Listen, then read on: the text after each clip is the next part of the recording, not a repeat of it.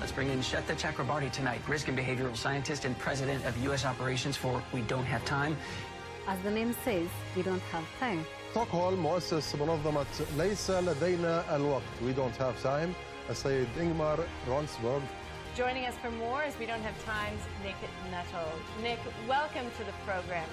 And Nick, about this counter, speaking of numbers.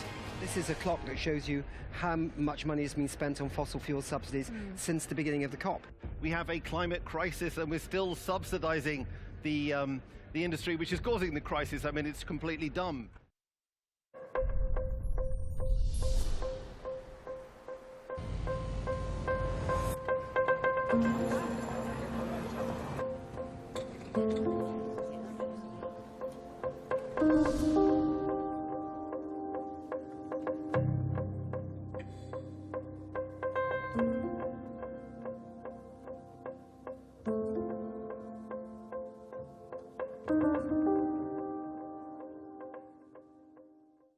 So welcome everybody back to We Don't Have Time, broadcasting from the Nature Positive Pavilion here in Sharm El-Sheikh at COP27. We're here to talk about exponential solutions, and we're here to talk about energy. And it's a great pleasure to have with me Johan Falk, who is the CEO and co-founder of the Exponential Roadmap Initiative. And if you don't know what that is by now, then you've never watched We Don't Have Time. So go ahead, Johan. Over to you. Thank you, Nick. The session today is about the exponential transformation of the energy system. And we do have an outstanding program, so please stay with us. But first, a few words on who we are, Nick, the Exponential Roadmap Initiative, on the next slide. We bring together the leading transformers and disruptors taking action in line with the 1.5 ambition, with a mission to halve emissions by 2030 through exponential climate action and solutions. Next slide. We are anchored in science through Potsdam Institute of Climate Research and other research organizations. We bring together some of the most leading companies on the planet in regards to climate action. Some will be on the show today, such as IKEA, Ørsted, Google, etc., but also climate solutions companies providing disruptive solutions, for example, in energy. And as we can see on the next slide, these solutions all implement strategies aligned with these 4 climate pillars, which means halving their own emissions before 2030, but also halving value chain emissions by 2030. And also scaling climate solutions and integrating climate in their strategy. And finally, to contribute to the global net zero, for example, by influencing policy and investing in nature. So today is about the energy transformation. So I'll just give a few points before we move into the next speaker. So the next slide. Next slide, please. Thank you.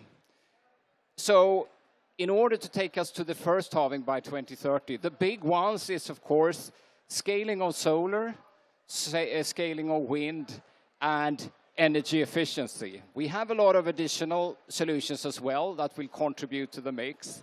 And as you can see, solar and wind is already much more competitive than the fossil solutions.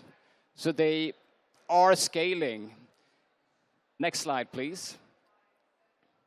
We are already today following an exponential trajectory for renewable energy, and we have a tendency to always underestimate how fast that can happen.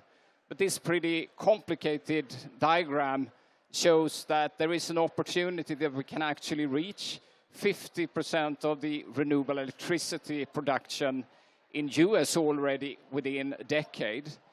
And it's also scaling incredibly fast in China. Next slide, please.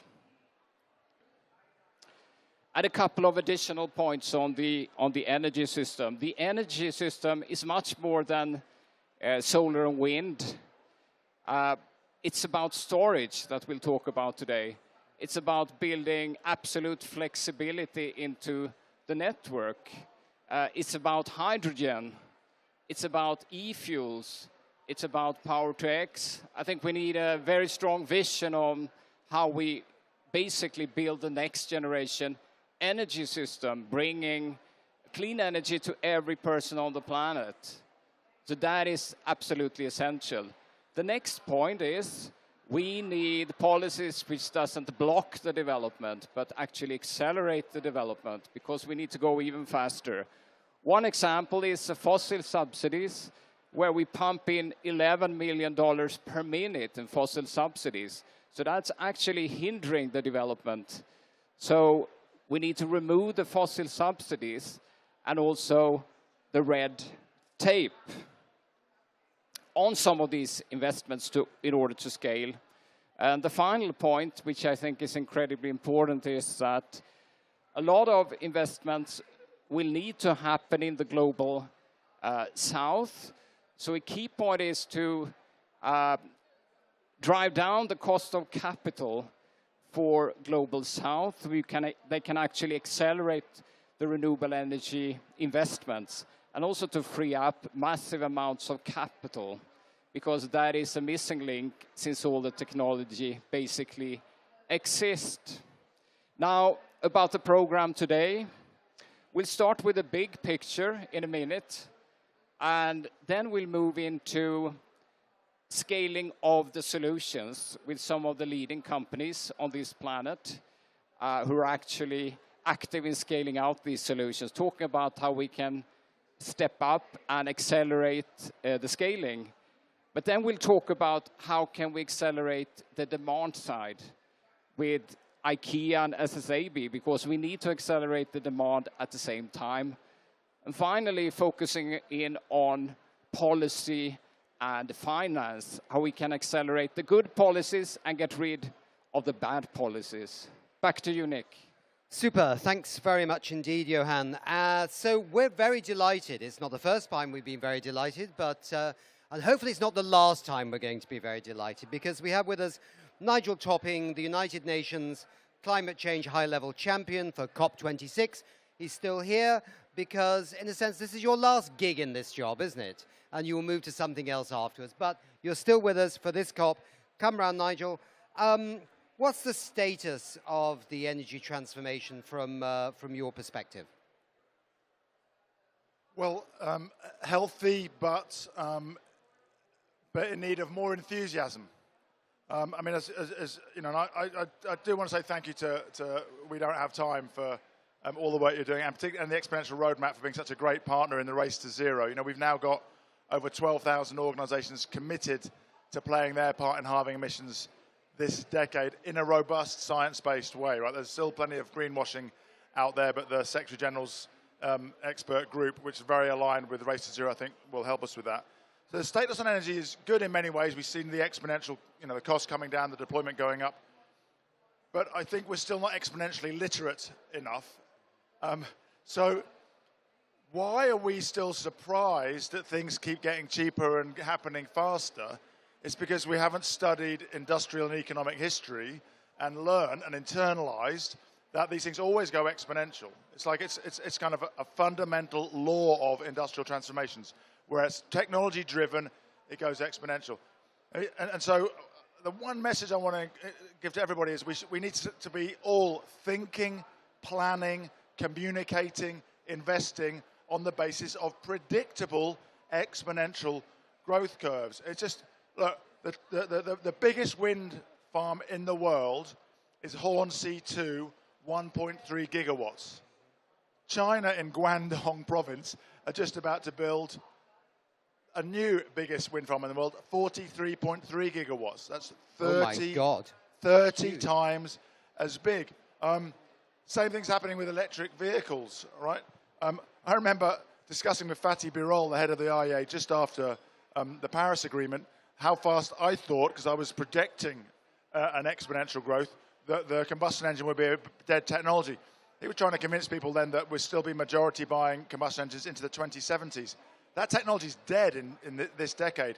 That market share is only 8.7%, but it's growing at 68% per year. You plug that exponential growth into your calculator, and that's the end of the technology in 10 years. So this is really important, though, because we need to create a Moore's law for every one of these sectors. And remember, Moore's law, Gordon Moore famously predicting that we would exponentially improve the performance and reduce the cost of transistors, is not a law. It's an assertion of the belief in our amazing ingenuity as engineers. So we need a Moore's law for power. We need a Moore's law also on all the demand side, so green hydrogen, green steel, electric vehicles, because we're delivering that, but we still need to go faster. When we launched the Breakthrough Agenda before Glasgow, which was then taken up by the UK presidency and now many countries, and in close partnership with Exponential Roadmap, trying to get the very clear 2030 deployment targets right, and then get everyone to mobilize around them. We were asked by the UK presidency to publish a report each year on progress, and with IEA and IRENA, and that report talks about some of sectors responsible for over 50% of emissions, including power, and concludes we need to increase the rate of deployment by 4x this decade. That's doable, but it requires exponential thinking, communicating, planning, and investing. It's, it's encouraging to hear what you're saying because, it's so easy to be doom and gloom sometimes about climate change, and maybe understandably, right, given the fact that we are very close to the wire on the 1.5. But you're right. As you know, we have this campaign, We Can Do It. But, that's about saying if you're going to swim across a river, you're absolutely going to be absolutely certain. You're convinced yourself you will get to the other side, and then you will get there, right? When you talk about the Moore's Law, we need that for the energy, but we need it also for nature as well, and we need it for all the other arms and legs of this story, yeah? Do you feel that's also developed? Sorry, I know we're going off agenda because we want to talk about energy, but, there are the other areas of the economy too. We have to, I think the way that, Johan Rockström, the other Johan, who was here earlier in the week, was saying we have to remember that 1.5 is a limit, not a target we can just glibly drift past and things will be a little bit worse. If we drift past that limit, we're in shocking runaway tipping point territory. So no, we've now published targets for every sector based on a pathway which gets us to net zero in the 2040s. And it's important that we have to track the right metrics, right? Because if we take green steel, we know we need about 170 million tons of green steel in operation by 2030. We've got less than 1 million today. Well, that sounds like we're totally failing. But we're starting from zero, so you can't just look at what's been deployed, what's in the pipeline. There are 60 million tons of green steel projects in the pipeline in 2022. That's pretty healthy. They won't all come out and be invested in, so we need to keep growing that. But it's not all doom and gloom. We have 4 times as many low-carbon cement projects than a year ago. We're massive. The green hydrogen targets keep growing as a sort of a Moore's law starts to lock in, and that's what we're trying to create for every sector, industry and nature. So I have this little thing in my ear, which is some people on the other side of this screen who tell me that your time's up and move on. But one last thing, Nigel. I think we were just saying earlier that we wanted to thank you for your work as the high-level champion for COP26 because I think you have brought a lot of energy. You have brought creativity. We've seen many champions over the last few years, but I think you really stand out as one of the special ones for the work that you've done. And so we wanted to thank you on behalf of We Don't Have Time, on behalf of the Exponential Roadmap, and a lot of other people as well. So we will wait to learn what your next gig is. Well, me too, but it will be involved in trying to drive the exponential change, which I think can happen much quicker. I'm going to start advocating for 2039 as a achievable global goal for the energy and industrial transition. I think nature may take a bit longer, and I'm really pleased that you're talking about finance, right? And it's not just finance to reduce emissions, it's finance to drive the only development story of the 21st century. We hear a lot about the lack of energy access, and you'll hear a figure of 700 million people. That 700 million people have no electricity. But that's a very low bar of 100 kilowatt hours a year to define as energy access. Some great work being done by the Global Energy Alliance for People and Planet to say wait a minute, we need a new global energy minimum, which is enough energy to live a productive life, right? So 30% of the energy you need domestically, but 70% to actually, for the cold chain so your vegetables don't go off on the way to the market, or for the solar irrigation pump so you can improve your yield as a smallholder farmer. And on that metric, it's not 700 million people who don't have adequate energy access, it's 3.6 billion people. And that's why this is not just about decarbonising existing power, it's about massively increasing energy for development, and then on top of that, massively increasing energy for the electrification of so many sectors. So there's pretty much no downside in being aggressive in building out renewable energy capacity. And we've got to finance it in order to drive development. Great, I'm Nigel. sorry for the people behind the screen for rabbiting on. No, they love it. Okay, Nigel, thank you very much indeed. Thank you very much. That's really good, and we'll see you around. Okay, so I'd now like to introduce from our Stockholm hub, Per Bolund. He's a co-spokesperson and former Minister for Climate and the Environment for the Swedish Green Party. Hello, Per. I saw you in COP26 last year. Great to see you again. Here, can you talk to us about the energy transition from a European perspective, Per? You've got the stage. Thank you. Well, thank you so much, and thank you also to We Don't Have Time for arranging this very important seminar. And it feels fantastic to be connected to Sharm El-Sheikh and COP27, since we don't have an opportunity to be there, all of us, but now we can at least follow it online. So thank you very much for arranging this seminar. I'm going to speak about the energy crisis and how we can use that as a lever to actually increase pace when it comes to moving to a renewable energy future, which I think is so prosperous for us all, both from an environmental standpoint, but also from an economic and energy security standpoint. So we have a lot to gain from that. And Sweden has for a long time pursued this path, moving away from fossil fuels into more of a renewable energy system. I think we can move to the next slide to see one representation of that, where we actually have increased. You can see the staple link to the left is European Union, and the highest one is Sweden, showing that we already have taken many steps towards renewable energy provision rather than being dependent on fossil fuels. But still, we have a long way to go. So we've started with the energy sector, where we actually now don't use fossil fuels at all for heating and for electricity production. We only use renewable energy and nuclear energy at the moment.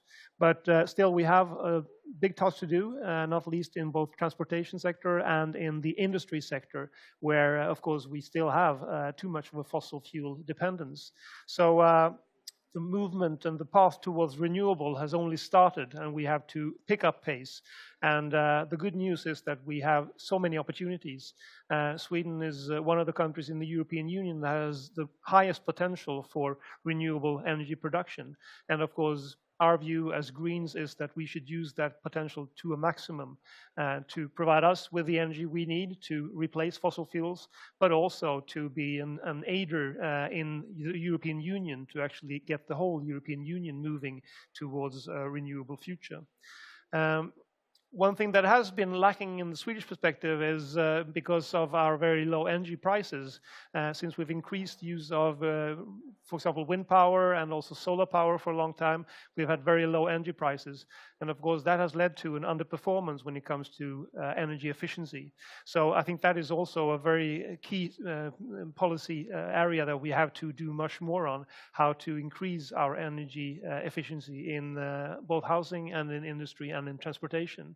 So here we have also another very big potential that we have to tap out of. So we can move to the next slide, please. And that is to show that in our view, we have now several interconnected crises.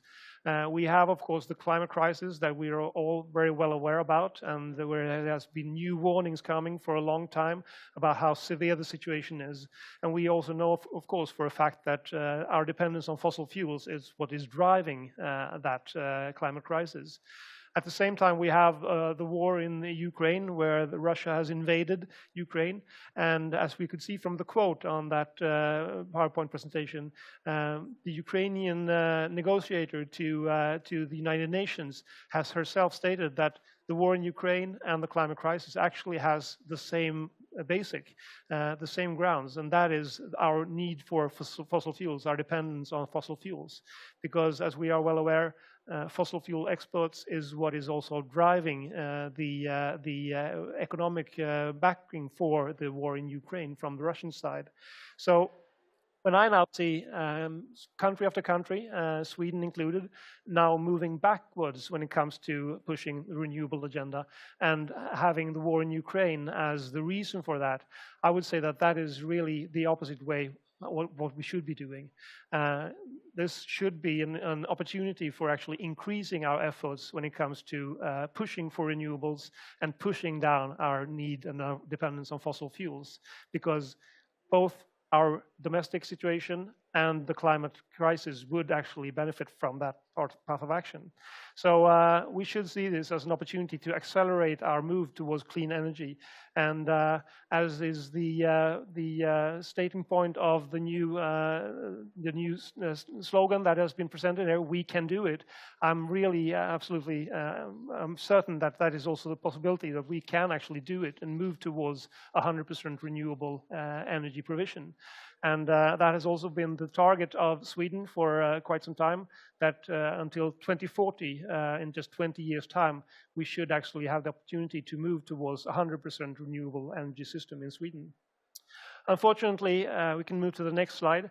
We have seen the same development in many countries around the world, where the crisis in Ukraine, the energy war that Russia is now performing on the rest of the world, has, of course, led to increased electricity and fuel prices.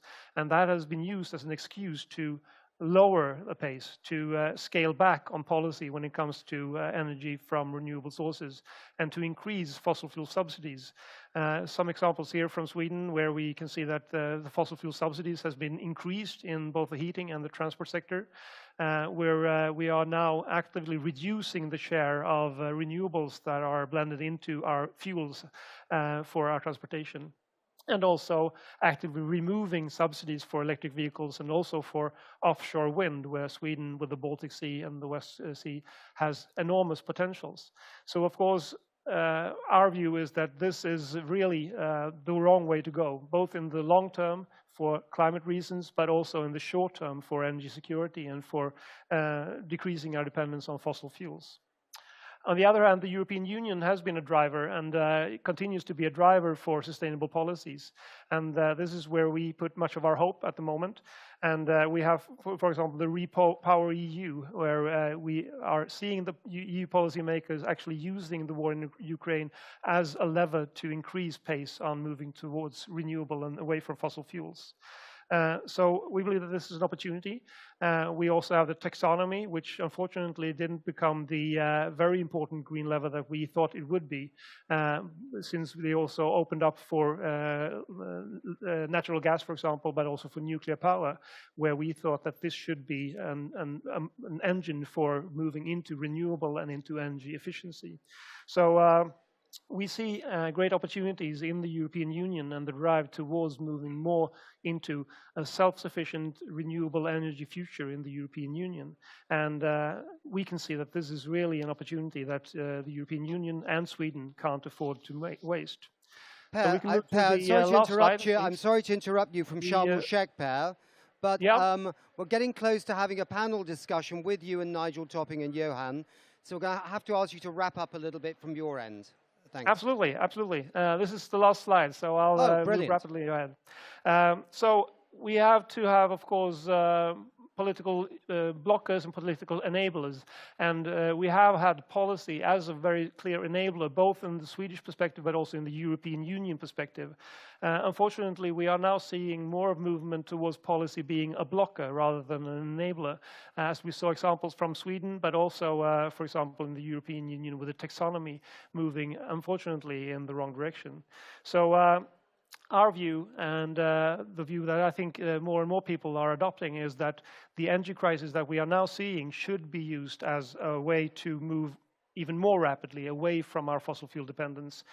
We shouldn't use it as an argument to slow down the pace, but rather we should now increase pace, making sure that we can use this crisis as the ultimate sign that fossil fuel dependence is really the risky path forward moving into the future. And only by using the renewable flowing energy sources that we have present in our countries, in our regions, is the way forward. And that, of course, requires a lot of leadership. So I think that that is perhaps the enabler that is most necessary at the moment. Political leadership, making sure that we can actually have our aim into the future and not being having obstacles in the short term, harming the way into a fossil fuel free and renewable future. So I think that also one of the key words we should have for the panel and for the way forward is energy solidarity. And that is from two standpoints. One is that countries like Sweden, who has great potential and great opportunities for renewable energy, should tap out that potential to the maximum in order to also provide clean energy for other neighboring nations. But also that fossil fuel dependency is a lack of solidarity. And it is only by using our solidarity, moving into a fossil-free future, that we can also get rid of our dependence on nations that are not democratic and that are quite oppressive towards the population and also a risk to other nations around the world. So energy solidarity is also the way forward, moving into a renewable energy future. Okay, great. I'm having to push you here, Per, because we have a panel right now with you on it, and then we have to go to other guests who are waiting here as well to make their points. So could I bring back Nigel Topping, please? We've already got Johan Falk here. Grab a microphone. That one's got a bit of sticky tape on the bottom of it, so try and slide your hand up towards the microphone's business end, as they say. Okay. Great, guys. So let's... it's a bit of a Swedish question, this, but it's not really a Swedish question. It's actually a question for all nations where they get a change in government. How do we ensure long-term stability between political parties as they take over, say, into a new government? How do we put climate change and the targets beyond political party bashing and changes in policy that may lead to a reduction in targets that have already been set? How do we keep this crystal clear? Nigel, have you got a thought on this? Well, I mean, I think there's multiple ways, but there are sort of structural policy-making mechanisms like the Climate Change Committee in the UK, and there are similar sort of arm's-length bodies advising governments in a growing number of countries. Another one is setting out very clear medium-term targets. I mean, Egypt's just moved its target from 42% by 2035 to 42% by 2030. Those medium-term targets really help create an investment environment which is de-risked. I think that again, in Denmark, I understand they have a requirement to review policies every year, which means there's a need for very regular business, government, policymaker dialogues. And I think that builds confidence in the direction as well. And then of course, you've got things like the Inflation Reduction Act in the States, which lays out a whole set of trajectories and very clear economic incentives. Yeah. I mean, people are saying, well, what if Trump gets back in? It's very hard to remove carrots politically. We saw under Trump, like wind subsidies, tax subsidies were extended. So I think locking things in to policy now, which businesses are very supportive of, is politically very difficult to reverse. Yeah. And in Mexico, I think they have the Supreme Court. You have to go to the Supreme Court to change the targets in Mexico. So again, putting it beyond the political cycle and people shifting around with their targets. Johan, you wanted to say something? Yeah, one example, in Sweden we have the climate law, which Per was part of creating, and there is a review process. I think that's very good, but I would also add that there is really important opportunity that the business community, the leading businesses, need to really come out clearly to state what type of policies we need in order to scale the new solutions, and what policies that we need to remove, which is blocking the scaling of the new jobs, of the new solutions, and growing the welfare. And I think we saw some signs in Sweden just before the election where we pulled together a high number of leading companies actually pushing for stronger policies, stronger regulations, removing the fossil subsidies. So that's another force that we will strengthen next year, I think. So maybe we shouldn't overdwell on this issue of the new Swedish government because it's getting very Swedish. And we all take what you've just said, Per, and these are all good points. Nobody wants a leader like Sweden to backpedal at this moment. But then on the other side of the coin, we've got what Nigel's been saying just before when he came on is, you know, there is a lot of action happening right now, scaling of renewable energy, scaling of other areas. If you slip down the league table for a few minutes, Per, somebody else may race ahead of you very quickly, and then whoever's in government in Sweden is going to say, we better catch up again. So I'm a little bit less worried than my Swedish friends. Yeah. But really important, you can't catch up. Once you fall behind in an exponential race, you lose market share forever. Okay. So this is a competitive race now. 2 of the 4 biggest economies in the world, Germany and California, are committed to net zero 2045. Why would anyone in the world have a less ambitious commitment than 2 of the biggest economies in the world? You're basically ceding competitiveness and market share. And seriously, you cannot catch up because this thing exponential just runs away from you. So if you're not on track now, you need to work as hard as you can to get on at the early stage of exponential change. Because once you start doubling every 2 years at 10 or 20% of the market, you're just out of the money. Right, so somebody's got to get into the Swedish Prime Minister's building right now and tell him this so that he knows, Per. Look, Per, if I can help, happy to come over and do a Nigel's double going to come over and sort him out. He's a big guy. Excellent. He's got strong muscles. He'll be straight. Lots of time next year as well. If I may, I think that one of the important things that we should do at the moment is to let the market forces act. Because when we look at, for example, energy investments on the global scale, it's very clear that the renewable energy opportunities are the most beneficial when you want to have as much electricity per dollar invested as possible. And the really harmful part is when actually politics get involved in disturbing the market and destroying opportunities for investments in renewable energy, for example. So just the Swedish example is sea-based wind power, where we have an opportunity to at least double the electricity production in Sweden only from sea-based wind power. And the thing that is needed for the market to really be released is to just make the grid connections to the grid on land. And we had a policy for that, which was unfortunately reversed in the past few weeks. But that is an example. If we can only provide the basic infrastructure, the market would actually solve the problem for us, investing heavily into renewable power. And that is, of course, very unfortunate where policy decisions backing only one part of the electricity production, namely nuclear, and thereby also decreasing the opportunities for renewable energy is very, very bad policy choices, in my view. How do we deal with these different elements of the energy story? We're talking about renewable energy right now, absolutely critical, wind, solar, other opportunities out there, wave, other marine technologies. But how do we deal with energy efficiency, which we need to remember because we keep forgetting it, or some people do? And then how do we deal with things like energy storage? Because actually, the whole energy storage thing is starting to explode with creativity. We're going to come to that a little bit later with some examples. But there's all kinds of creativity out there, but we need to factor that into our energy plans and our energy policies. Who wants to come on to that one? Well, if I may, I'll come to you, Per, in a second. I think first thing is to make sure we're not just talking about generation. Yeah.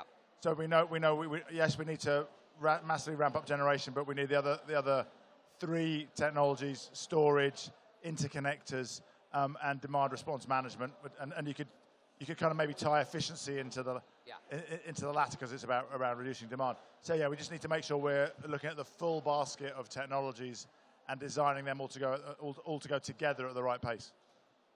Per, do you want to quickly pop in on that one? Yeah, well, I think that, of course, storage is a key issue for the renewable revolution to move forward. And that has also been a very big topic in the Swedish election. What happens when the wind isn't blowing and the sun isn't up? And of course, we now see that the solutions are multiplying rapidly, and they are becoming more and more economically feasible as well. In Sweden, we have the great benefit of having hydropower, where we can use the dams as a big battery. But now we are also seeing a very rapid development on, for example, hydrogen being used in industry for industry processes, replacing coal. But of course, hydrogen is also a very good storage medium for electricity. And now technicians, also, can you turn up the great volume from investments in Sweden, batteries in please, the a grid bit? system. So I think that the technology is there. Now we just have to scale it up. Thanks, Per. Just to say to everyone in the room, if you didn't hear that, I heard it perfectly on in a microphone, but the broadcast does capture exactly what he says, and he agrees that we need to step up on storage. Johan. Yeah, two points. I think we should take a much more system approach to the energy system. Just like I see Steve here in the mobile arena, you look at the mobile network as a network instead of just looking at each specific component. So much more system approach to the next generation energy system. That is one thing. The other thing is that it's a very conservative system. We need to open it up for innovation, disruption, so we can have companies like Tesla and others actually breaking in and challenging the existing players on the market and the decentralized systems. We have tremendous opportunity to drive a lot of innovation out at the last mile through local energy systems as well. So we need to unleash all that innovation as well. So I think these three in combination. I'm going to have to close this section now. The techies are telling me we're over time. We're not going to blame Nigel Topping for making important remarks before at all, or anybody else, probably me talking too much. That was probably it. So we're now yes, I did it. We're now going to the next section. Thank you very much, everybody. Thank you, Per, in Sweden. All right.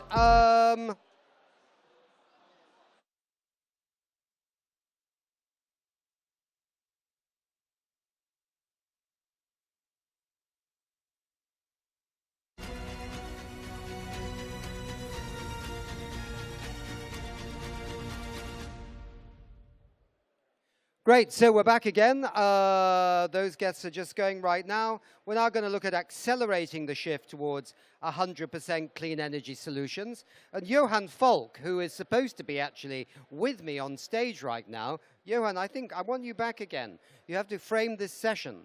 So we're looking at accelerating the shift towards 100% clean energy solutions. Johan, what is this session about? Yeah. We'll start about the solution side. So we brought up some of the leading companies like Ørsted and Vestas and Siemens, and also Azelio, which is a storage company, basically focusing on how can we accelerate these solutions even faster? Because I know they're growing, and as Nigel say, they are on an exponential pathway. But that's not sufficient. We need to think about how we can push the curves even further to the left. So this session is all about these key solutions, these key companies, and how can we actually move even faster. Super. All right. So we're going to invite our first guest to talk about this. This is Rasmus Skov, Head of Global Engagement at Ørsted. Ørsted has made a remarkable journey. Many people may be aware of this, many people maybe not, to become a company focusing completely on supporting the transition to 100% green energy. And you were actually a fossil fuel company before you started this journey, and I think that's a message to other fossil fuel companies out there. Welcome up on stage, Rasmus. Thank you. The floor is yours. Thank you so much for the introduction, and thanks for the invitation to speak as well. Very pleased to be here. I believe we have some slides. Yes, they've come up now. If you move to the next slide, please, because I want to get the most boring slide out of the way here initially. I think what this slide is trying to say is that in just a decade, the company that I worked for, Ørsted, has transformed from being one of the most fossil fuel intensive companies, energy companies in Europe, to being ranked as the most sustainable energy company in the world. The transformation that we've been through, I think, is actually quite a good embodiment of what you've all been talking about until now on the exponential side of things, because when we began this journey back in 2009, the target that we set was to shift from 15% renewable and 85% fossil-based capacity to 85% renewable and 15% fossil-based by 2040. We met that target already in 2020, and it says something about how quickly the future comes in terms of these technologies. And I think it's actually quite an interesting example when you think about exponential change. But what you look at here on this page is essentially 4 bar charts that show how we've shifted our CO2 emissions, or displaced our CO2 emissions from something quite heavy, this is the CO2 intensity you see on the left, to having reduced that by 87% by now. So 2% more than it says on that chart. We will be carbon neutral in scopes 1 and 2 by 2025. And then the next frontier for us is our supply chain, because that's where our residual emissions will be. We've set a science-based target for net zero for 2040. That is what we're working towards in close partnership with our suppliers, some of which are here. Move to the next slide, please. So just a few words about who we are today. World leader in offshore wind, portfolios within onshore renewables, both solar and onshore wind. We run a number of power stations in Denmark, or combined heat and power stations that run primarily on certified sustainable biomass. We have 1 coal-fired power plant left that will be closed next year. And then we have a new growth area, which is renewable hydrogen. I think I was on a panel on steel decarbonization earlier on. Renewable hydrogen will obviously play a key role in that. We are both a buyer and a supplier. Well, a buyer of steel and a supplier of renewable hydrogen, and we're working very closely with our steel partners as well to tackle that challenge. And hopefully we can see some exponential change there, because as was also mentioned on the panel here before, steel plays an absolutely crucial part in the green energy transformation that our societies need to go through. Next slide, please. So where we are today as a company is with a vision of a world that runs entirely on green energy. We want to build renewable energy right, but we also want to do it right now, and those are some of the points that I'll get to in just a second, because I think we can also be too hasty. Many things are going well. Next slide, please. Actually, next slide, and I'll go back, because we've seen some quite significant investments, or commitments, sorry. You can actually say that offshore wind has succeeded. It's become cheaper in most parts of the world to build renewable energy and also offshore wind. We've seen massive commitments in the US, in Europe, in APAC. However, we think still more is needed. And if you go back that one slide, we see much of the impetus has come from a 2022 that has added one more crisis on top of the existing crises that we have that comprise obviously the climate change crisis, but also biodiversity. Now we also have energy independence. We also have a cost of living crisis that has all contributed to this sense of this crisis mode that I think many of us are in at this point.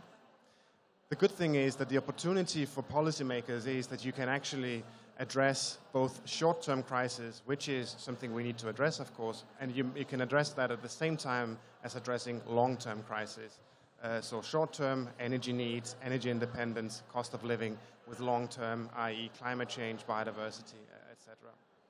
The solution, a dramatically accelerated build-out of renewable energy. So 2 slides forward, please. So here, we've come out with 4 recommendations for a more rapid build-out of renewables. One is accelerate permitting, because at the moment, in many situations, it takes longer to permit an offshore wind farm than it does to actually build it. So if you have permitting times of up to 7-8 years, that is simply too long if we want to reach our targets. So we need faster permitting, and we need as many tenders issued as possible. Allocate the space So multiple site tendering. We've seen in Denmark, for instance, recently, 5 bidders all bid the same amount. Eventually, the winner was decided based on a lottery ticket. That is not a very efficient way of building out your renewable energy capacity. So allocate more space and make sure that those that are willing and that are willing to invest in renewable energy projects in a way that is beneficial to society can actually do so. We need a thriving, or rather, we need to make sure that we build energy right now, but with an emphasis on the right also. So there are a number of things that we need to make sure that we tackle as part of the renewable energy build-out. Cumulative biodiversity impacts, deprived local community areas that will see enormous benefits here, decarbonization of our supply chain. I mentioned steel before, but we also use vessels in the offshore wind supply chain, of course. I think there's massive potential to really activate the innovative and unleash the innovative spirit of the industry across sectors to tackle many of the changes here. Make sure that we appoint a clear role for hydrogen, because when system integration, or rather, as you mentioned, Johan, the holistic perspective, the system perspective on the energy supply is taken, it makes a much better and much more comprehensive planning of your energy build-out. And I would actually be inclined to add a fourth one, or sort of a fifth one here, sorry, which is avoid a price squeeze, because we need a thriving industry to be able to deliver on our targets. We need a thriving industry with a supply chain that is actually making money, with a supply chain and among developers that is interesting to join for people, all the people that is going to be building all of that renewable capacity that we need. Next slide, please. So as I said, we need to build energy right, and we also need to build it right now. This is an unprecedented economic transformation that our societies will go through that will be driven by renewable energy. There are so many crises and issues that we can tackle at the very same time. Net positive biodiversity, decarbonizing an entire industry system, taking that holistic approach, thriving local communities, etc., etc., etc. So the final message here, accelerate the build-out, but make sure that we do it in a way that ensures the survival of the industry and also to the benefit of the societies that we operate within. Rasmus, thank you very much indeed. We're going to have to move to the next section now, but you get a top prize for actually being right on time, which was amazing. And now we want to welcome to the stage Ralf Wiesenberg, who's Vice President Business Development at Azelio. Ralf, yeah, I know a bit about what you're doing, but the audience here have not heard it. So, over to you. Good. Thank you. Good. Thank you very much. Yeah, as said, my name is Ralf Wiesenberg. I'm the Vice President of Azelio. Azelio is a Swedish clean tech company, funded 14 years ago. 2018, we went public at the Nasdaq in Stockholm. Yeah, and our product is a long-duration energy storage solution. So what does this mean? I mean, right now we have the situation that you have solar energy, wind power, and you have only wind power when the wind is blowing, and you have only solar energy when you have sun. So what we have created right now and commercializing worldwide is a solar solution, a storage solution, which can store the wind power and the solar energy every day for up to 13 to 18 hours, so that you really enable a supply of 24/7 renewable energy.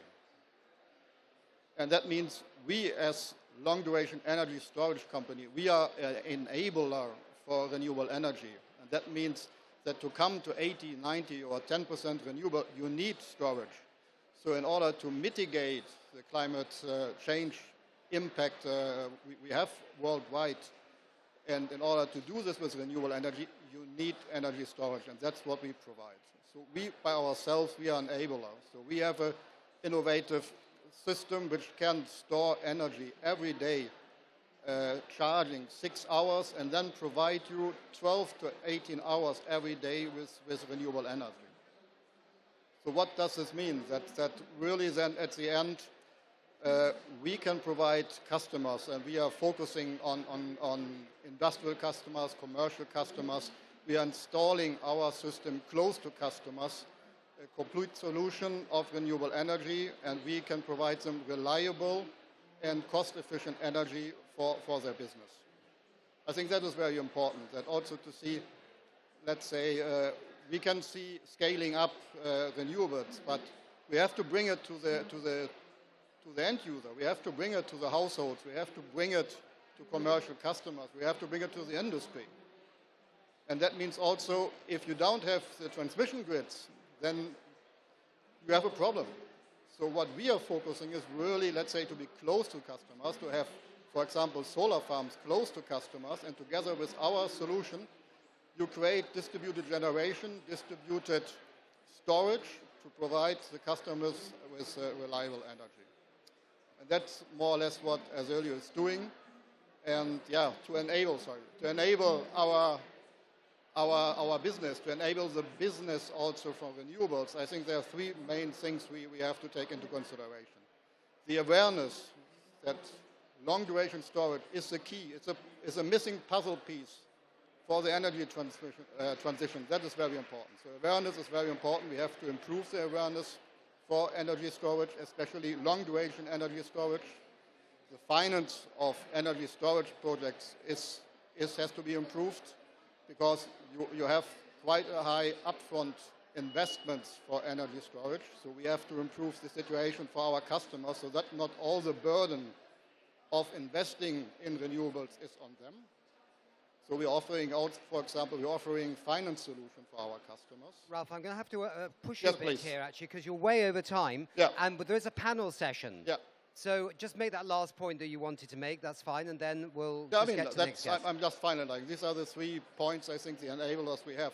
We have the awareness, we have the finance, and of course also regulation and legislation has to, let's say, to get to the point that there are incentive programs and also legislation for introducing long-duration energy storage. That's all I want to say. Okay, Thank you. super, Ralph. You just take a seat here on the panel here, because you're going to be joined at. Now I've got another world leader in renewables. I want to introduce Wadia Freuergaard, Head of Offshore and Supply Chain Policy at Vestas. Is he here, or... I am here online. Oh, you're on the magic of Zoom. Oh, right. Come through. Come through. We can hear you very clearly, and we might even get you. There you are. Fantastic. Could you welcome you? You have the floor to talk about Vestas. Tell us what you're up to. Brilliant. Thank you very much. So our purpose at Vestas Wind Systems is to provide sustainable energy solutions, and we've been doing that for over 40 years. We design, we manufacture, we install, and we service wind turbines on a global scale. From the early beginnings, actually back in the 70s, we have been on a journey since then to pioneer more than 39 markets worldwide. And pioneering means that we were the first to bring wind energy solutions to these markets. And since then, to date, we have installed more than 84,000 wind turbines worldwide. At this moment, actually, we are installing our offshore prototype, our offshore wind prototype. This is a 236-meter rotor. So that's the diameter measure from blade tip to blade tip. And it has a capacity of 15 megawatts. It's a lot of numbers, I know. And to put it into perspective, we are talking about a machine that each year can power around 20,000 households and save more than 38,000 tons of CO2. And to put that into perspective, that is like removing 25,000 cars, passenger cars, from the road each year. So yes, our purpose is to be a global leader in sustainable energy solutions, and we are proud to pave that way as the most sustainable company as well in the world. Okay. So I think the purpose today, though, is to talk about how do we do that even faster, and how do we do more of that Yeah. And I think for us, I'll just wrap up in a sentence. I think for us, the answer is actually really simple.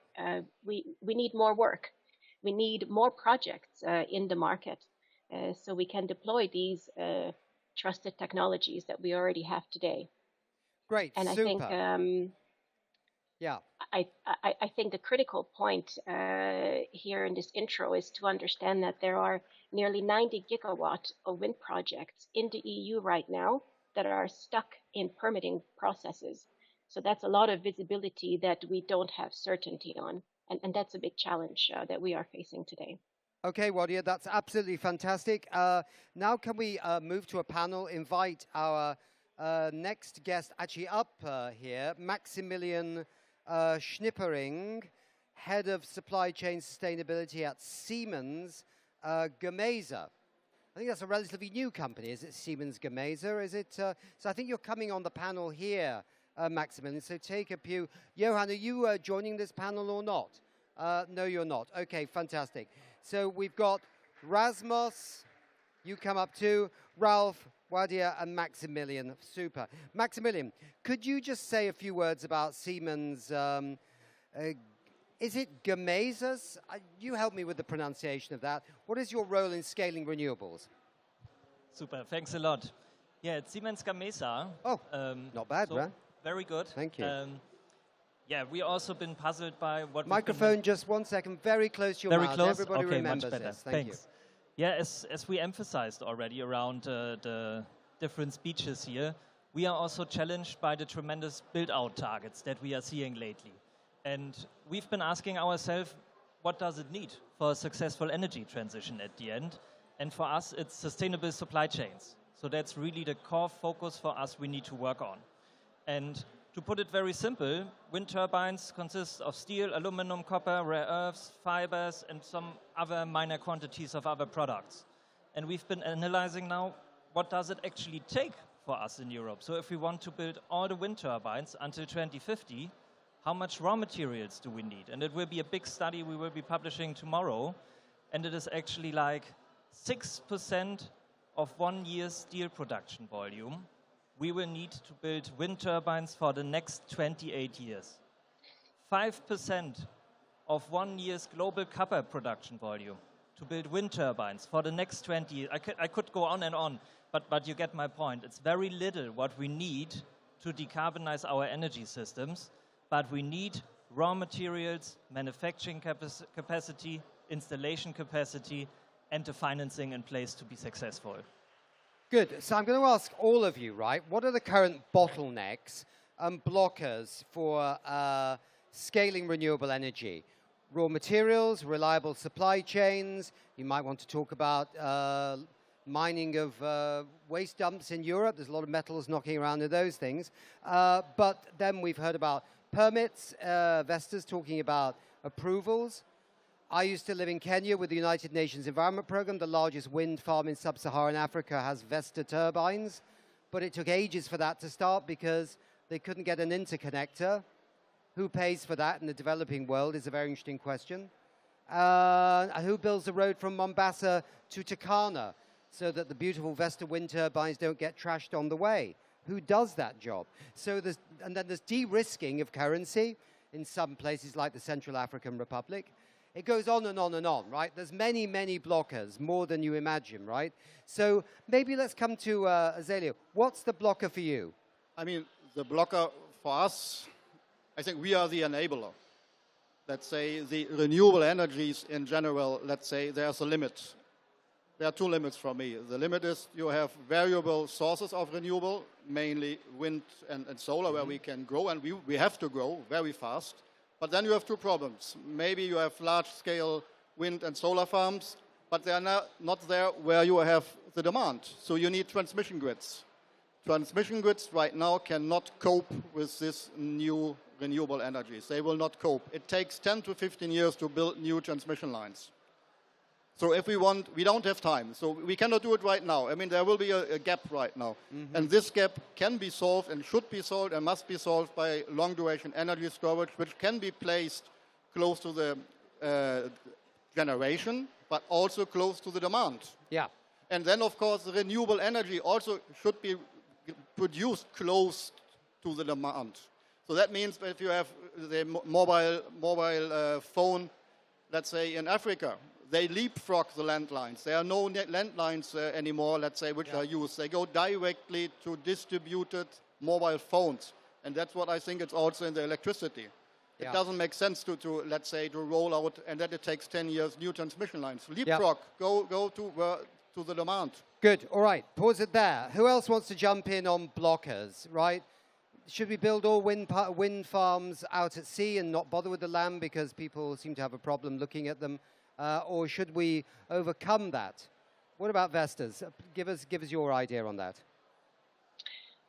Look, I think we need to accelerate, absolutely. And we need both onshore and offshore. We need a fixed bottom, and we need floating as well. I think majority of the technical possibilities at sea are for floating the foundation. So I think we need to industrialize floaters and accelerate the build out there. But I really want to come back on permitting, because this is the bottleneck that we are facing today. We quite simply need centralized permitting systems to match centralized targets. And I think that's where I know the EU is currently working on, but also other governments need to have digitalized processes, more people in their systems to enable the permitting to take place in a much faster, much more efficient manner. Are you just responsible for UNEP? UNEP. Are you just responsible for Europe, was I was going to say, or do you also cover Africa and other parts of the world for Vestas? We are a global company. Yeah, okay. I'm wondering if it's difficult in the EU. It must be flipping difficult in some other places to get those permits through, but we'll park that thought for a second. Gentlemen, do you want to come in on this from your perspective? Sure. Just one point here.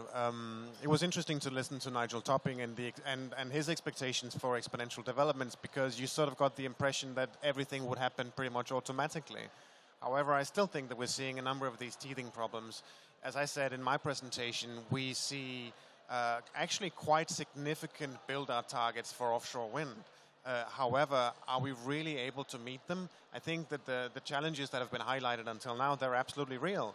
And I think everybody understands it now, and not least because we've all been talking about it for so long. I mean, you saw the Commission coming out with an emergency measure to dramatically decrease permitting times for smaller scale renewable energy assets. Now we need a similar action on offshore, the real utility scale, real utility scale projects that we all like to see much more of. So the permit problem is not just that some people don't like onshore wind. It's not just that. It's actually that the system itself of approving the permits is very slow. And in addition, is there ones that are approved that don't happen because people have some objection, or some local council has an objection to the erection on land? I mean, is that what's going on? It's a double thing, or I mean, Vestas did a beautiful video about it that was both fun but also spot on, and showed that bureaucrats hold the key to this, because we need the bureaucrat superhero. And I thought there was an interesting play on the challenge that we have. Okay, all right. I'm sure Siemens Gamesa is very keen on bureaucrat superheroes, but you got any other ideas on this apart from the superhero? Very good. Yeah. I mean, maybe to wrap up a little bit this conversation, I think there's one key message for me that is really important. We are simply past ideation. So we don't need more ideas, new ideas, different ideas. You pointed out many of the solutions on your slide. You mentioned the solutions. We know what we need to do. We have the technologies available. We know what the frameworks need to look like to accelerate now. Action is needed. And can I just maybe make a point that I'm hoping I'm not repeating myself from my presentation, but I think there's a vast opportunity to not just over-engineer policy and just try and sort of policy make our way out of this, but actually set the industry free a little more to really unleash the innovative spirit. I mean, you've seen how the industry and innovation in the industry has brought down the cost of offshore wind to a level where it's competitive with fossil-based energy. Now we need a similar or the same innovative spirit to tackle all the other issues that we see, to make sure that we have a thriving industry that really can deliver on the build-out targets that we have, that are in turn crucial for us to reach the limit, or to avoid that we have surpassed the 1.5 degree limit. Can I ask Wadia another question here? Because we seem to be focusing on Europe a bit, but we are in Egypt, we are in Africa, and I mean, Africa has other challenges, other blockers. Is that not the case? Because, for example, a lot of African countries say, well, the interest rates that we're being asked to pay for loans to actually get renewable energy are so prohibitively high, it's hard for them to, even if they've got lots of wind resource and solar resource. Do you find this at all with your work as Vestas, that you could move faster in the developing world, but there are blockers which are, say, unique to these continents? I think each market has its unique challenges, of course, and we see that from region to region. But I think I think what we are talking about is much larger and much bigger than a single market. We are talking about accelerating at a global scale, and yes, Europe has great targets, but so does North America, so does Asia Pacific, so does many other countries and regions. So I think it's really about getting our supply chain back to health. So, you know, if we put the permitting topic aside, I think the next thing we should talk about is how do we get our supply chain back to a full bill of health, and so that we can invest in the scale that is also needed. So I think we need to do that by having the visibility to the projects, because that's the first thing that unlocks investment and commitment.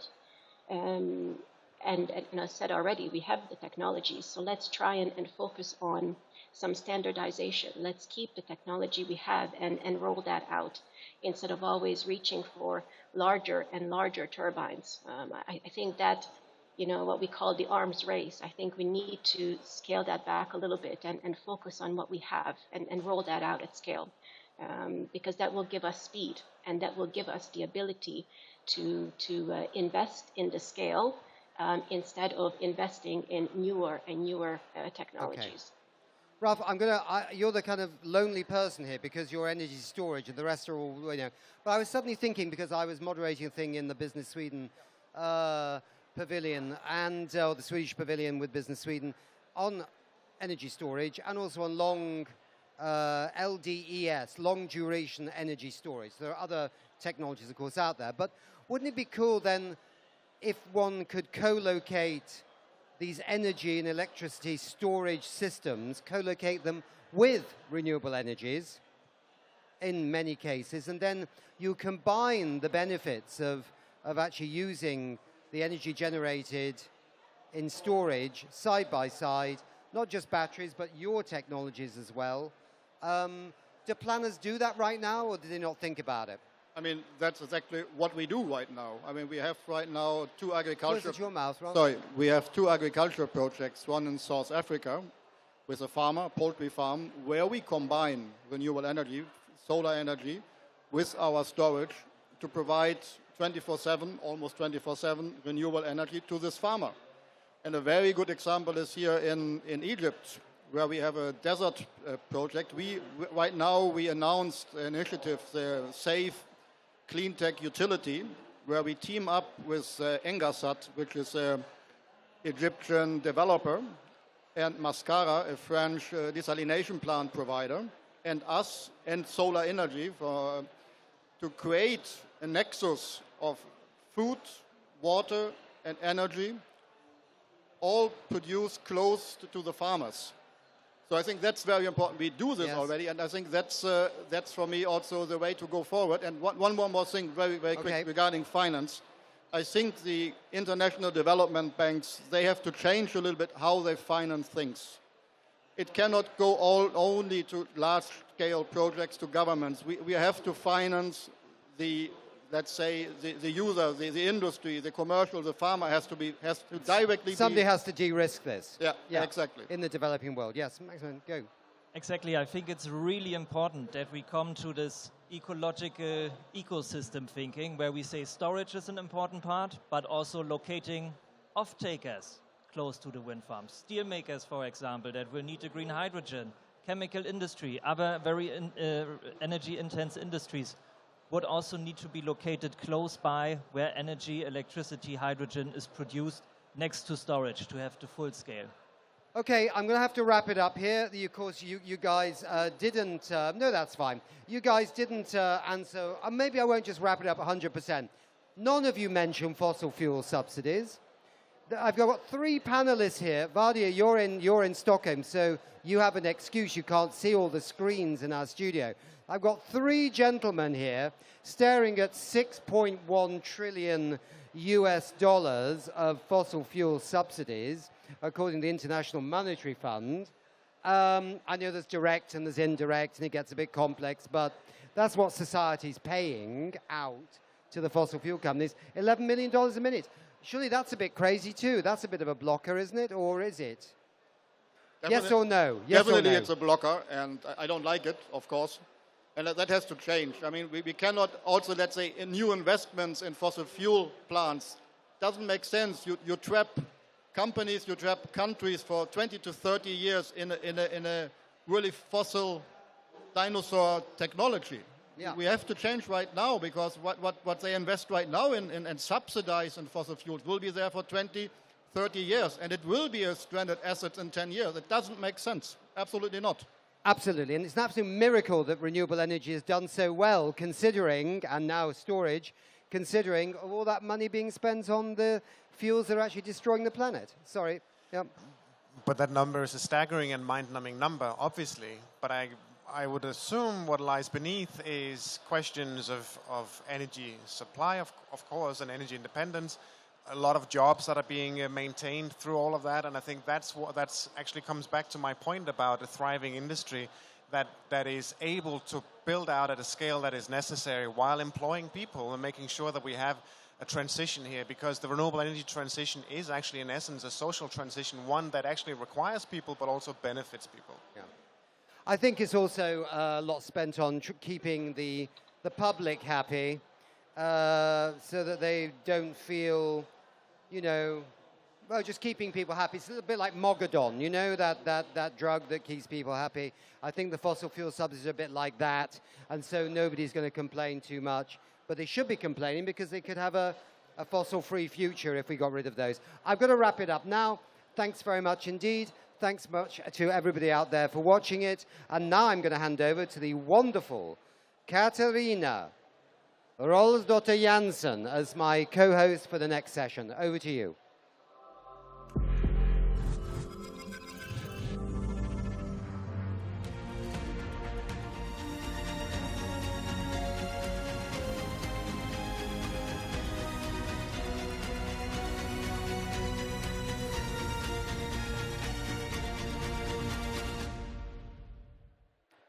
So far, we talked about the supply side and also the energy solutions. Now we need to shift focus and also talk about the demand side, because we need companies and actors to demand clean energy in order to accelerate this transition, right? So now it's my pleasure to introduce the first speaker in this segment, and it's Andreas Ahrens from IKEA. He is head of climate at IKEA. So he's joining us via the magic of Zoom, so you have our full attention, Andreas. Thank you so much, Katarina. I think I also have some supporting slides as well. Yes. So, hello everybody. So my name is Andreas Angel Arms, and I'm the head of climate at IKEA Group, the IKEA franchisor, where we're also the product development and supply chain. And I'll share how we, from the demand side, can really push and accelerate renewable energy transition, and especially focusing on the supply chains. Next slide. But before going into that, I think it's ever important that we consistently reaffirm why are we doing this? Why is it so critical to limit climate change? For us at IKEA, our vision is to create a better everyday life for many people. And limiting climate change is a critical part of that. Because we know that if we don't limit climate change, we will have up to 1.2 billion people displaced by climate change as well. So it's a huge human rights issue, or not even an issue, it's a matter of a crisis. And we also know already today, with the heavy use of fossil fuels, we know that 2.4 billion people are exposed to dangerous levels of air pollution every year. So this is really about humans and our way of living as well. So how can we create a better everyday life if we have these things going on? So it's really essential for us. Next slide. And when we talk about how we transition into renewable energy, I think it's key to look into how does the IKEA business today impact climate change as well. And this is our value chain. So this is pretty much all from the source where we extract the raw materials, how our products are produced, transported, our stores, and then in the end of life as well. So throughout here, we are using energy. And our ambition is that we strive towards 100% renewable energy all across this value chain. Next slide. And of course, if we want to make this happen, we need to lead by example as well. So therefore, we have set our goal that we will consume 100% renewable electricity latest 2025 in our markets. And we are making great progress. Last year, we added 10 additional markets, and we'll step by step now in the coming years add more IKEA markets onto this. But really, it's all about then the supply chain as well. How can we transition there? Because there's a lot more energy consumed in this supply chain. Next slide. So if we just zoom in on the production of our products, which we call the production footprint, just an example how we can accelerate renewable energy. We know that today we can generate about 50% of electricity from on-site generation. The remaining part, we actually need to purchase the grid. So even if we push for solar panels and other ways of on-site generation, we also need to find ways to actually push for purchase of electricity. Then, of course, we also have energy for heating as well, and that's a huge part how we phase out the worst sources of energy, such as coal and oil, and then transition to renewables and electrification as well. And I will zoom in here. So how do we support our suppliers to really adopt renewable energy and really accelerate it as well? Next slide.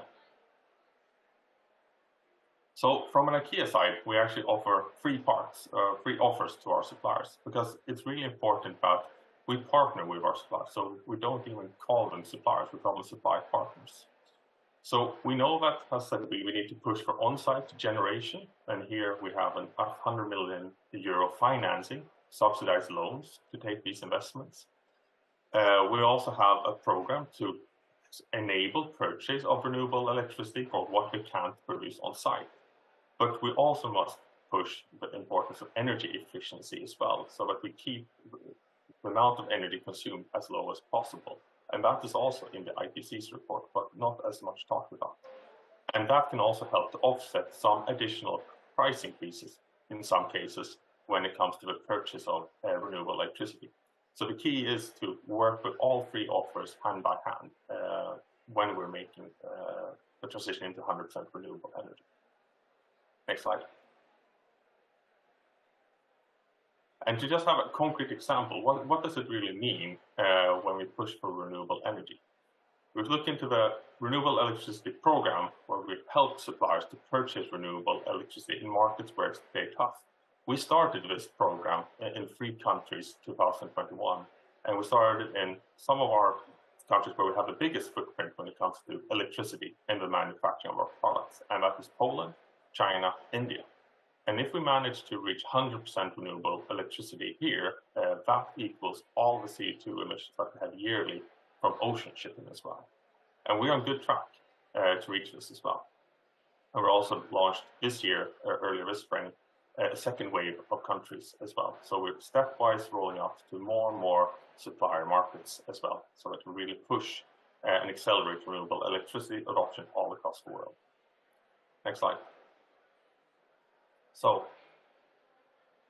the progress we've made so far, we have actually taken big steps towards 100% renewable energy.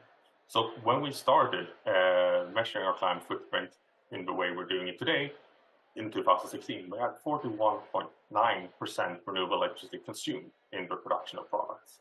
And now we're up at 58.8%. But that was also the year when we launched the program, and we didn't see the results of renewable electricity purchase program. And we're seeing already now in this year, but we managed to secure 60% renewable electricity in China and 58% in Poland as well. So it's a huge movement already by just putting in place this program. And how it really works is that we take all of electricity consumption of our suppliers, we consolidate it, and when we on behalf of our suppliers, we negotiate framework agreements, so we really can be above thresholds which enable purchase of renewable electricity. We can also lower prices of purchased electricity. Or we can also enable access to power purchase agreements as well, enabling electricity purchase from new installations as well. So this is a very important role that we as a company can play towards our supply partners. And it's something every company can do. Next slide. But of course, there are not opportunities without challenges. We also find opportunities in challenges, but I think it's key to talk about them. And as Nick was on to the previous panel as well, we need to talk about the fossil subsidies as well, and that we need to phase them out for having an even playing field. We also need to enable renewable electricity purchase through credible systems. It is not possible today in all countries to purchase renewable electricity, and it should be a given in the transition into renewable energy. When it comes to power purchase agreements, we have an issue with a key or problem that many of our suppliers are small and medium-sized enterprises, and they don't have a credit rating to take on a power purchase agreement, while it's also too big risk of us as a company to take that risk. So we need to find a way, maybe a financial institution or something similar, up for discussion, I would say in the panel, how can we address this? Because if we would solve it, it would lead to a huge adoption of renewable electricity and from new installations. We also need predictable and harmonized rules to really secure that we have predictability of what's going ahead as well. So these are just some of the many challenges that we face as well. But if we solve them, we can definitely accelerate renewable energy even further. Thank you. Well, thank you very much indeed, Andreas Ahrens. We're now moving on to talk and listen to well, say for the panel, by the way, because you're going to be on the panel after the next speaker. So we're now moving on to listen to a forerunner in the steel industry business, pushing for fossil-free steel. So it's my pleasure to welcome Thomas Hirsch. He is Director and Head of Energy at SSAB. So you have our full attention, Thomas. Thank you. Thank you we don't have time to having me here. My name is Thomas Hirsch. I'm Head of Energy in SSAB, and I will describe a little bit about our journey to be fossil-free. SSAB is a Nordic-based steel company, and we have production in Sweden and Finland in Nordic countries. In 2016, we decided to develop there is a need for, we realized that there is a need for a breakthrough technology step in steel iron making technology. So we introduced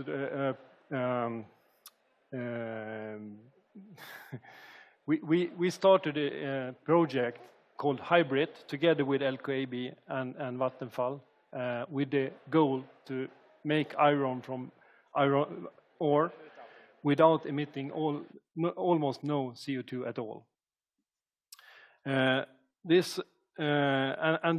way forward to that is to phase out coal and introduce hydrogen instead, produced by fossil-free electricity.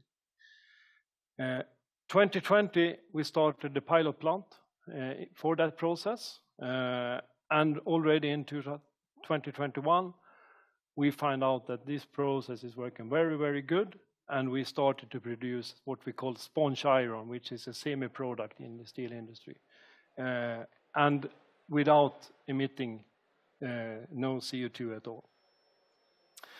Now we use that sponge iron to produce steel and to deliver that steel to customers, especially Volvo, which is a partner in this project for us. And Volvo has already in 2022 introduced the first vehicle that was made from fossil-free steel. It was a concept vehicle called Tara, which was a total autonomous, fully electrical, like a dumper car, a smaller dumper car. But also Volvo have already delivered from that fossil-free steel that we delivered to Volvo. Volvo have delivered a yellow dumper car to a Swedish construction company. That is already in work. So we have proven that this value chain is actually already working. And together with partners like Volvo Group, Volvo Cars, Mercedes-Benz, Polestar, and several, we continue to develop this process. And since this process now working so well, we can see that this technology is needed, is working. We decided SSAB decided in 2022, beginning of 2022, to accelerate the transformation from going away from the today process that we use with blast furnaces and coal to this totally fossil-free production site. Production process, and we're now planning for, and we also decided to accelerate it, to do it 15 years ahead. So what we are planning for now in SSAB is to build 2 completely new steel mills in the Nordic countries, one in Finland and one in Sweden, which will be almost 100% fossil-free from the start, and that will be up and running around 2030. So, and that will take away 10% of the emissions in doing that. We will take away 10% of the emissions in Sweden and also 7% of the emissions in Finland, which makes this project the most important climate project in Sweden, I think. So, thank you for that. Well, thank you very much, Thomas. I actually have a small piece of that fossil-free steel at home in my office. I also have one. You do? All right. It was given to me by your CTO in one of the moderations I did for SSAB. So I really cherish it. So now we have Thomas, we have Andreas, and we have also Johan Falk here next to me, the CEO of Exponential Roadmap Initiative, for a panel. I'd like to start with you, Andreas. What are the major challenges we face to really reach 100% of renewable supply chain?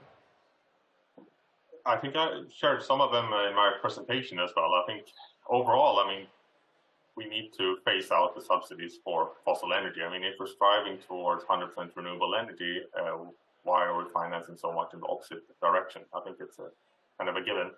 But I do think more in detail as we're on to how can we really have predictable policies as well. We also need to finance new solutions as well as to scale them up. Sometimes there's a lot of financing to find new solutions, but how do you actually scale them up to reach economy of scale so that these new technologies and solutions are affordable as well? I think that is also very important. Then there's also like practices as well, and I think that's also why it's so important for us to be here in this panel, so we also share practices of how companies can work together with their suppliers in partnership to really help and support them to scale up their renewable energy consumption and really set the bar high, aiming for 100% both electricity and heating as well, and find the ways together to reach that. Well, thank you very much. I'm glad you mentioned the fossil subsidies. We're constantly pushing to have more focus on those here at the studio, and we don't have time. So, Thomas, how are you planning to be able to source energy? There's a huge demand for energy to produce your fossil-free steel. So, tell us about your plans on really to make sure that happens. Yeah. It's an important issue, and it's very clear that when this process increases and the electrification in the industry accelerate, it's very important that there is more production. And the production needs to be also in quite local production, I think, or not local, but in the region where the consumption is.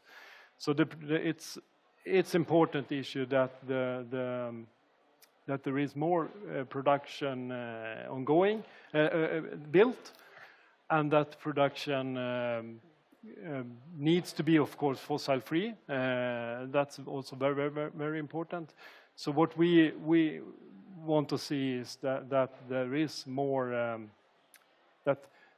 production in wind and solar, of course, but also baseload reliable production that is also needed, I think. Because for those of you who are not from Sweden, you might not know that the hybrid processes are taking place in the very north of Sweden. And there is a huge expansion also of other industries. We have another green steel company. We also have Northvolt, the huge battery factory. So there's a lot of demand on energy in that part of Sweden. So there's a lot of talk about hydrogen, of course, in this transition. So what are your comments on the pressure that is actually on, Thomas, to really get enough energy? Because it's coming to a point where all of Sweden, of course, we lack energy, and especially in the southern parts. So, but what would you like to see in place in terms of policies to make this happen? It's very important that the permit for planning grid but also building new production is faster, because there is and we also need acceptance for having that in the area. So I think the acceptance for windmills, for example, is a very important issue in a policy point of view. But also the permit issue, because in Sweden, as several of you know, that's very, very slow today, and it simply don't have the speed as our ambition of transition. So that's I would say is the most important policy issues. Well, thank you, Thomas. And of course, what you're doing at Hybrid has the capacity of influencing and also pushing other steel mills all over the world to speed up their transition. Going back now to Andreas, you are already a global company, and you are accessing energy all over the world, as you presented in your talk here. So, what is your estimate of increased demand until 2030 in terms of energy? Those figures I would like to share, but I mean, regardless of how much we demand, it needs to be 100% renewable. So I think that is very important as well, and that's also why we need to push also more installation, as well as also enable purchase of renewable electricity. We're talking a lot about Sweden here as well, but in most countries, including where you're located, it is not possible today to purchase renewable electricity solely. So I think that is really important, that we need to enable the market mechanisms to access renewable electricity, as well as also, say, solutions such as power purchase agreements, so you can buy for companies as well. It's not just good for climate, but also good for business. So we should really push all policies toward enabling that as well. And Thomas pointed out that we need short